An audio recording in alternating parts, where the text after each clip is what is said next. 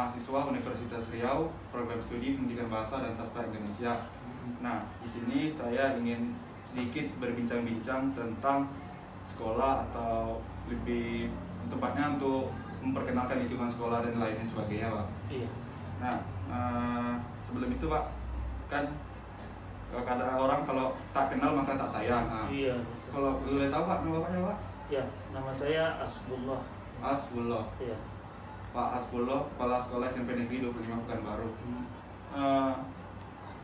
Dan selama masa pandemi ini, Pak, kan banyak sistem terganggunya sistem pendidikan kita nih kan, Pak. Iya, betul. Sistem PTM baru berjalan beberapa bulan kira-kira ya, Pak. Sistem PTM yang diterapkan di SMP 25 ini seperti apa ya? Boleh tahu, Pak? Baik, terima kasih Mas Andre dan kawan-kawan ya. SMP Negeri 25 Pekanbaru merupakan salah satu SMP negeri yang ada di Pekanbaru ya.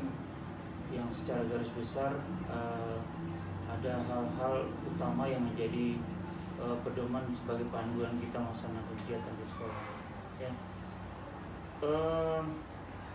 Selama pandemi, tentu saja meskipun terbatas, kita tetap bergerak, berkarya ya, khususnya adalah dalam pembelajaran di sekolah ini. Dengan keterbatasan itu tetap kita berbuat ya. Dengan kondisi pertama adalah pembelajaran daring ya, ketika pembelajaran daring sudah itu ada kombinasi ya, daring dan luringnya, ada juga pernah luring penuh beberapa bulan saja. Kita menerapkan beberapa hal. Yang pertama, kalau secara daring kita menggunakan beberapa aplikasi. Ada yang menggunakan GCR ya, Google Classroom, ya.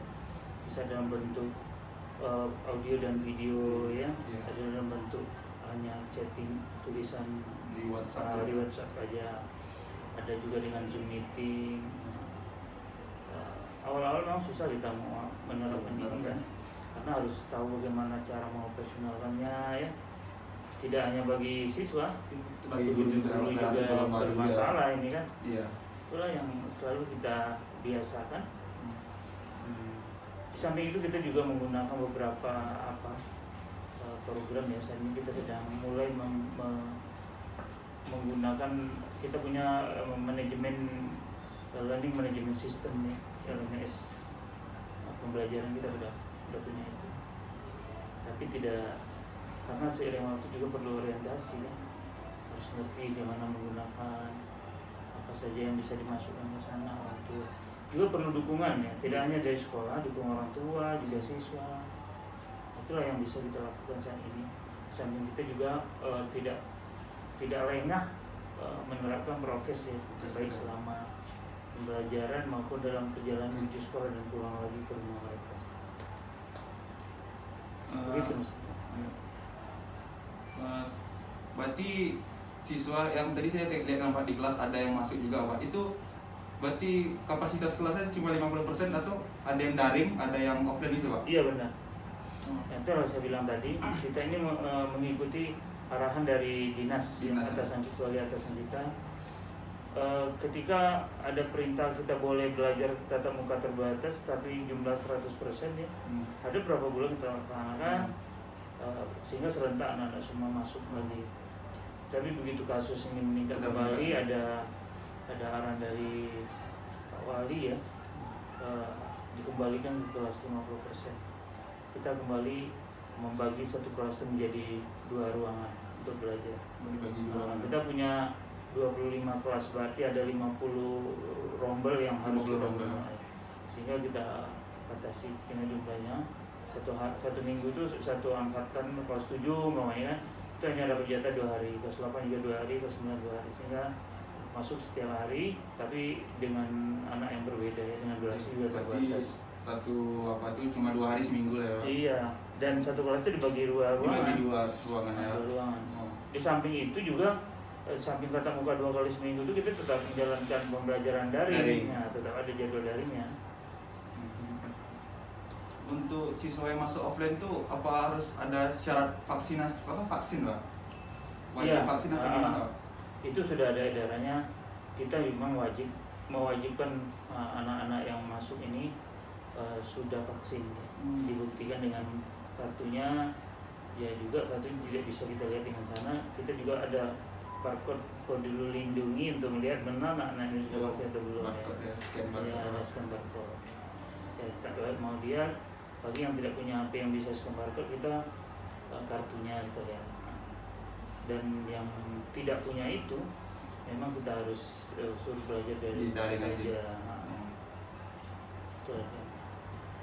Kalau untuk ekskul di sekolah ini Pak, apa sudah berjalan sebagaimana mesti atau masih terbatas? Masih terbatas ya. Ekskul memang kita sebagian kita mulai, apalagi kalau ada event-event tertentu ya, baru itu anak-anak tertentu yang sudah kita seleksi, kita ikutkan latihan bimbingan, karena jumlahnya kan tidak terlalu banyak ya, bisa dalam satu ruang mungkin jumlah paling banyak 10 orang satu kelompok, atau kegiatan-kegiatan ekskul non akademis kan. Kita juga bagi yang memang ada momen kita adakan latihan intensif menghadapi itu, tapi pada dasarnya masih sangat terbatas ya. Kalau boleh tahu Pak, udah berapa lama menjabat jadi kepala SMP Negeri 25 Pak? Iya, saya baru setahun lebih sedikit. Oh, baru setahun. Tanggal 21 Januari 2021 saya di sini. Oh, berarti sebelumnya Pak tugasnya ada Pak? Saya kepala SMP Negeri 3 Pekanbaru selama 3 tahun. Sebelumnya kepala SMP Negeri 38 3 tahun setengah.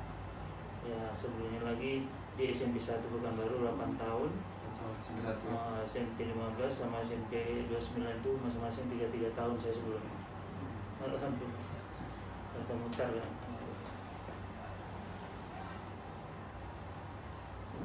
Silakan apalagi Anda.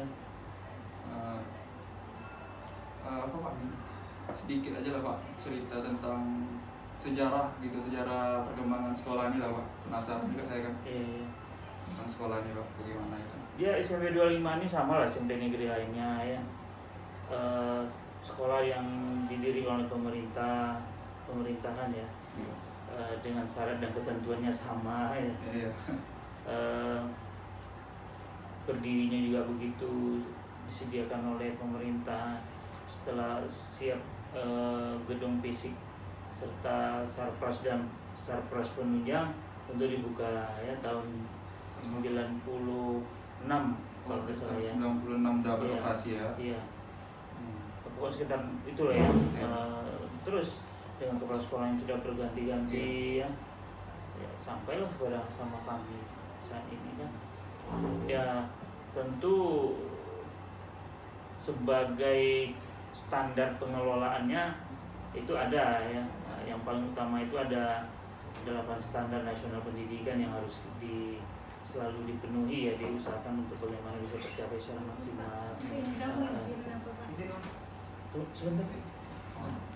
Jadi sebentar Pak. Itu harus kita penuhi setiap saat, berusaha kita memenuhi sesuai dengan kapasitas dan kemampuan kita ya. Selanjutnya secara fisik kita melihat beginilah adanya. Dalam dipakai itu ada yang bagus, ada yang perbaiki, ada yang masih rusak. Dalam sistem pembelajaran atau ya manajemen pembelajarannya kita juga berusaha untuk memperbaiki. Karena setiap waktu itu terus berkembang, kebutuhan juga menyesuaikan, sehingga kita harus update lah. Jadi bapak-bapak gurunya, ibu gurunya, sekarang kan zaman IT nih, zaman digitalisasi. Kita juga berusaha, seperti perpustakaan kita ada perpustakaan digital ya. Perpustakaan ini juga sudah merupakan salah satu perpustakaan yang ikut lomba Sekota Pekanbaru, juara 1 Sekota Pekanbaru kemarin. Juara 1 ya? Iya. Sehingga nggak boleh lagi ikut lomba. Nggak boleh. Jadi kalau udah juara itu nggak boleh lagi untuk 3 kota ya. Oh, yang paling nasional. Nasional itu kan ada seleksinya nanti. Tapi untuk 3 kota seperti itu. Kita udah mendigitalisasikan, sehingga kita mau membuka pustaka manapun di Indonesia melalui buka website pustaka kita masuk dalam akun pustaka kita, sehingga bisa terakses semua ya Pak. Terakses ke sana. dari HP bisa, dari rumah bisa. Kemudian di scan barcode-nya. Nah, kalau anak-anak itu bawa barcode sendiri atau ada barcode yang dari HP, tinggal scan pakai HP lain bisa. Ini yang kita cobalah untuk maju. Selanjutnya guru-guru ini biasanya ya sebagian besar guru-guru yang sudah senior ini kan kurang melek teknologi ya. Iya. Sudah itu dan sulit mengajak dia untuk berubah, untuk mengajak kepada belajar hal baru lah ya Pak. Baru. Tapi sekarang mulai Januari kemarin itu setiap 2 kali seminggu, bahkan 3 kali seminggu sampai sekarang dan terus berlanjut, kami adakan kursus pemanfaatan IT dalam pembelajaran di sekolah. Khusus Dikursuskan oleh guru-guru tenaga dari internal juga. Guru yang berbasis IT, latar belakang IT, dia hanya di narasumber untuk mengatasi, menyesuaikan itu. Ya. Mungkin itu aja lah Pak untuk hari ini. Mohon maaf lah ganggu ya Pak. Gak apa-apa, biasa. Ya. Makasih atas waktu ya Pak. Iya sama-sama. Ya. Ya. Oke, siapa nama? Riyad.